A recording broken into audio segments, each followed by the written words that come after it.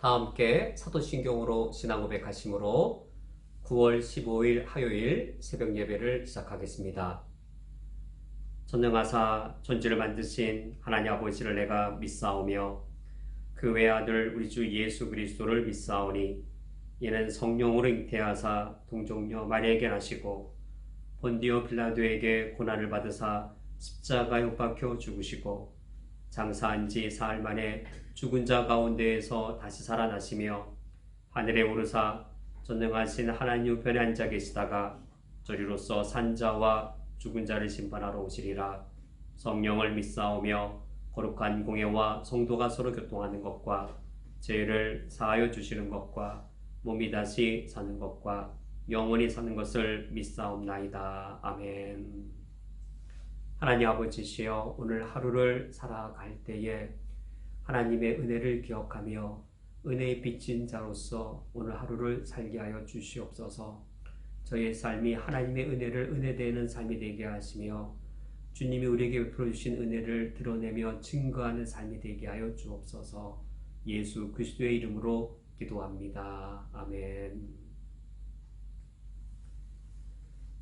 오늘 성경 말씀은 사도행전 8장 14절부터 25절까지의 말씀입니다.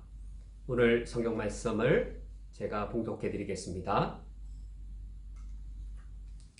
예루살렘에 있는 사도들이 사마리아도 하나님의 말씀을 받았다함을 듣고 베드로와 요한을 보내매 그들이 내려가서 그들을 위하여 성령 받기를 기도하니 이는 아직 한 사람에게도 성령 내리신 일이 없고 오직 주 예수의 이름으로 세례만 받을 뿐이더라. 이에 두 사도가 그들에게 안수하며 성령을 받는지라.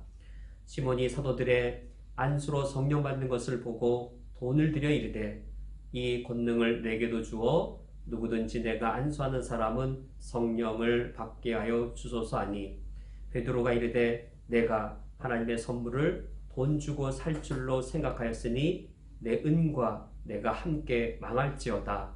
하나님 앞에서 내 마음이 바르지 못하니 이 도에는 내가 관계도 없고 분깃될 곳도 없느니라. 그러므로 너의 이 악함을 회개하고 주께 기도하라. 온 마음에 품은 것을 사하여 주시리라. 내가 보니 너는 악독이 가득하며 불의에 매인 바 되었도다. 시몬이 대답하여 이르되 나를 위하여 주께 기도하여 말한 것이 하나도 내게 임하지 않게 하소서 하니라. 두 사도가 주의 말씀을 증언하여 말한 후 예루살렘으로 돌아갈새 사마리아인의 여러 마을에서 복음을 전하니라. 아멘. 오늘 사도행전 8장의 말씀은 사마리아인들에게 두 사도가 파송받은 후 안수할 때에 성령이 그들에게 임한 사건입니다. 오늘 이 사도행전 8장의 말씀은 흔히 신사도 운동이라고 일컬어지는 불건전한 현대의 성령 운동의 신학적 기초가 되기도 합니다. 어떤 이 신학적인 근거를 오늘 성경 말씀에서 이 기초로 삼았는가? 신사도 운동은 오늘날 해로운 성령 운동입니다. 성령 운동을 바르게 드러내고 성령 운동을 통하여서 교회에 참된 이 사역을 가능케 하는 것이 아니라 복음을 변질시키고 교회 사역을 변질시키는 그릇됨이 매우 많은 그릇된 성령 운동입니다. 그런 그릇된 성령 운동이 성경에 근거하여 그들의 신학적 기초를 삼고 있는데 오늘 14절 말씀을 보면 예루살렘에 있는 사도들이 사마리아도 하나님의 말씀을 받았다함을 듣고 사마리아인들이 예수 그리스도 믿은 소식을 예루살렘 사도들이 보고를 듣게 됩니다. 이때 예수 그리스도를 믿었다는 말과 하나님의 말씀을 받았다 하는 말이 같은 사실입니다. 하나님의 말씀을 받았다, 예수 그리스도를 믿었다, 그래야 구원받았다 라는 말이 다 같은 뜻입니다. 그런데 이들이 하나님의 말씀은 받았지만 아직 성령을 받지는 않았습니다. 그리하여 이 15절 말씀에 그들이 내려가서 그들을 위하여 성령 받기를 기도하니 하나님의 말씀은 받았는데 즉 예수 그리스도를 믿고 구원은 받았는데 아직 성령은 받지 않았다라는 사실입니다. 그래서 이 17절 이에 두 사도가 그들에게 안수하며 성령을 받는지라. 말씀을 받은 후, 즉 구원받은 후, 그 후에 성령을 받았습니다.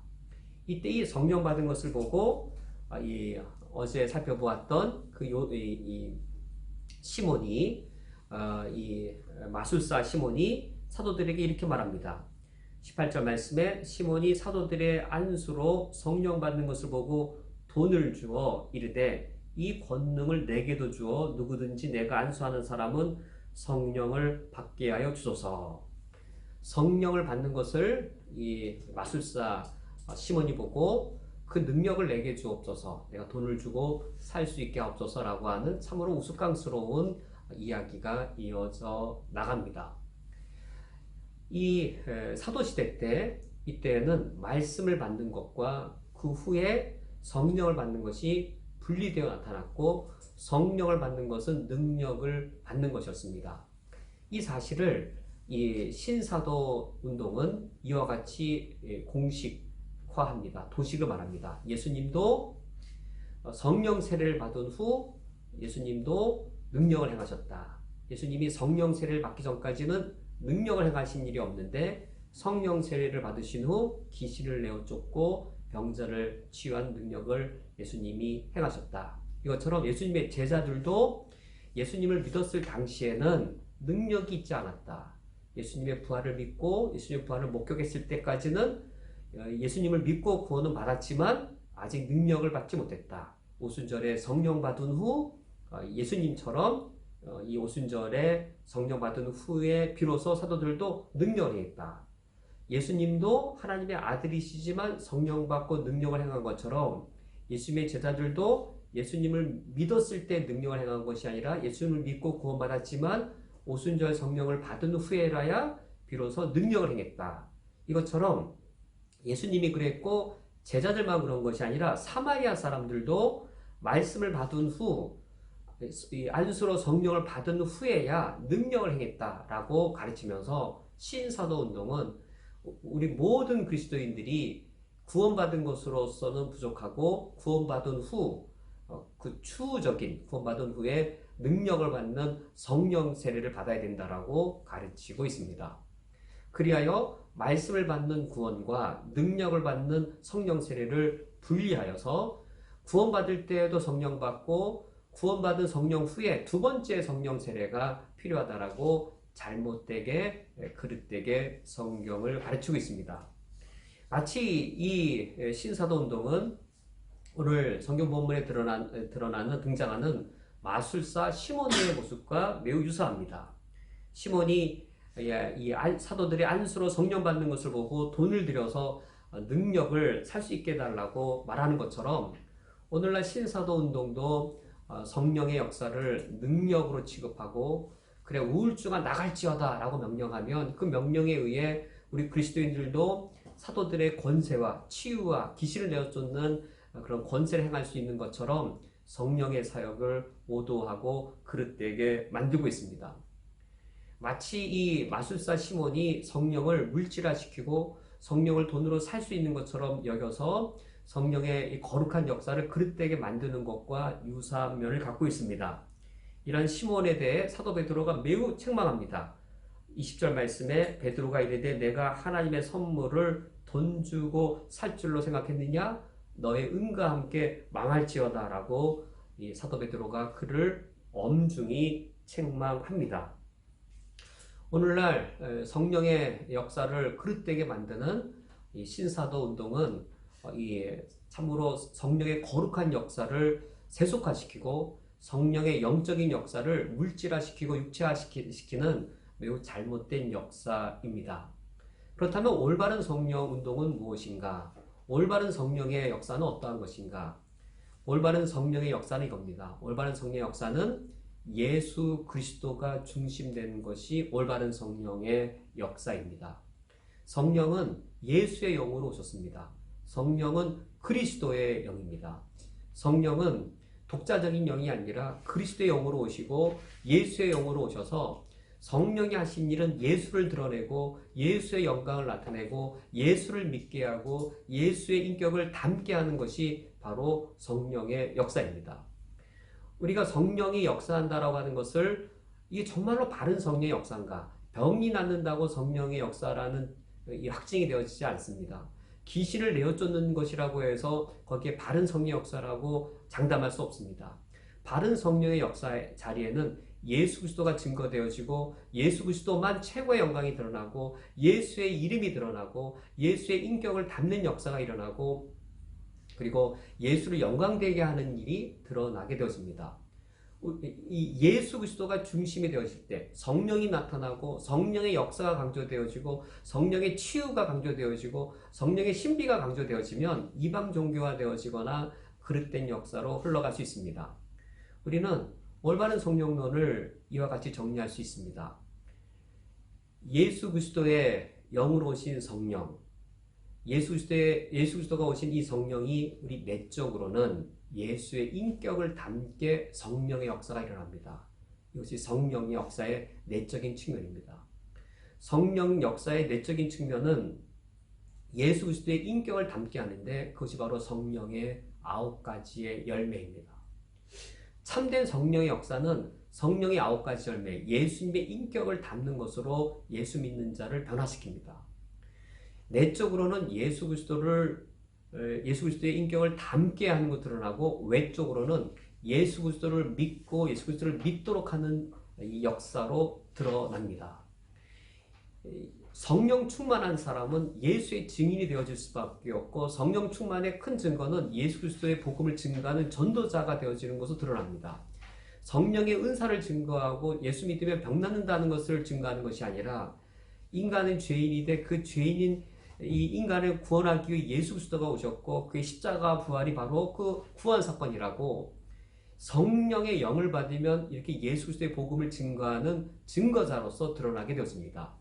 내적으로는 예수 그리스도의 인격을 담고 외적으로는 예수 그리스도의 십자가 부활을 증거하는 전도자의 삶을 살게 하는 것이 바로 성령의 역사입니다. 또 한 가지 성령의 역사가 있다면 성령의 은사입니다. 성령의 은사가 예수 그리스도의 몸인 교회를 세우는 것으로 드러납니다.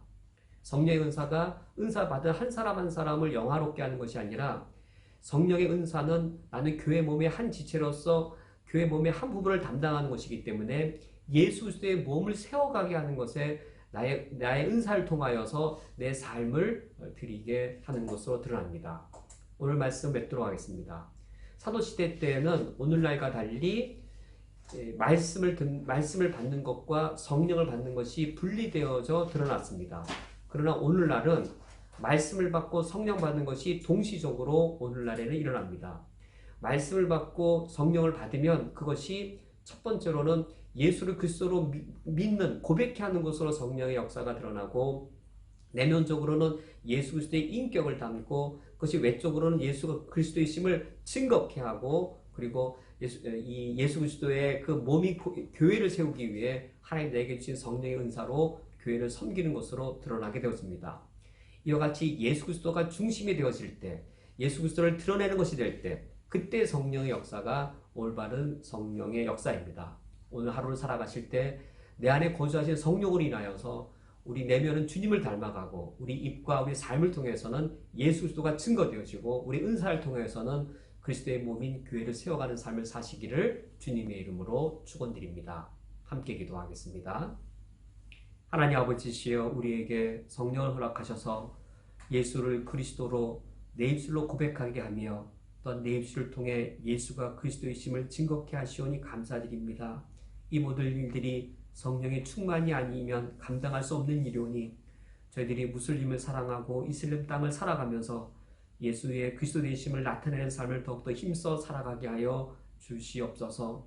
예수 그리스도의 몸된 교회를 세우기 위하여 우리에게 성령의 은사를 허락해 주셨사오니 우리의 은사를 통하여 예수 그리스도의 몸인 교회를 세워가는 그 삶을 오늘도 살아가게 하여 주옵소서.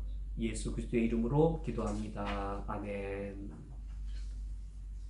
다 함께 주기도로 예배를 폐하겠습니다. 하늘에 계신 우리 아버지여 이름의 거룩히 여김을 받으시오며 나라가 임하시오며 뜻이 하늘에서 이루어진 것 같이 땅에서도 이루어지이다. 오늘 우리에게로가 양식을 주시옵고 우리가 우리에게 죄 지은 자를 사하여 준 것 같이 우리 죄를 사하여 주시옵고 우리를 시험에 들게 하지 마시옵고 다만 악에서 구하시옵소서. 나라와 권세와 영광이 아버지께 영원히 있사옵나이다. 아멘.